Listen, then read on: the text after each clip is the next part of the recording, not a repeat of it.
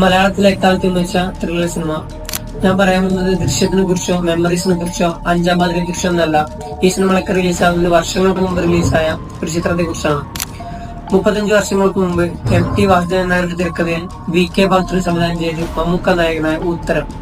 മമ്മൂക്കയെ കൂടാതെ സുകുമാരൻ, പാർവതി, സുബർണാനന്ദ് എന്നിവരായിരുന്നു ചിത്രത്തിലെ മറ്റു പ്രധാന വേഷങ്ങൾ ചെയ്തത്.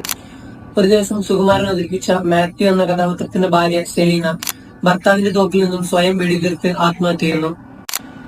പിന്നീട് ഇരുവരുടെയും സുഹൃത്തായ ബാലേന്ദ്രൻ നായരുന്ന പത്രപ്രവർത്തനായ മമ്മൂക്ക അവിടെ എത്തിച്ചേരുന്നതും മരണത്തിന്റെ കാരണവും അതിനു പിന്നിലെ കാരണക്കാരൻ ആരാണെന്ന് കണ്ടുപിടിക്കുന്നതാണ് ചിത്രത്തിന്റെ കഥ. വളരെ സ്ലോ പേസിലാണ് കഥ പറയുന്നതെങ്കിലും ആദ്യം മുതൽ അവസാനം വരെ നമ്മളെ പിടിച്ചിരുത്താൻ ചിത്രത്തിന് സാധിക്കും. ഒടുവിൽ കണ്ടിരിക്കുന്ന പ്രേക്ഷകരുടെ കിളി പറക്കുന്ന ഒരു ക്ലൈമാക്സ് ട്വിസ്റ്റ് നൽകിക്കൊണ്ടാണ് ചിത്രം അവസാനിക്കുന്നത്.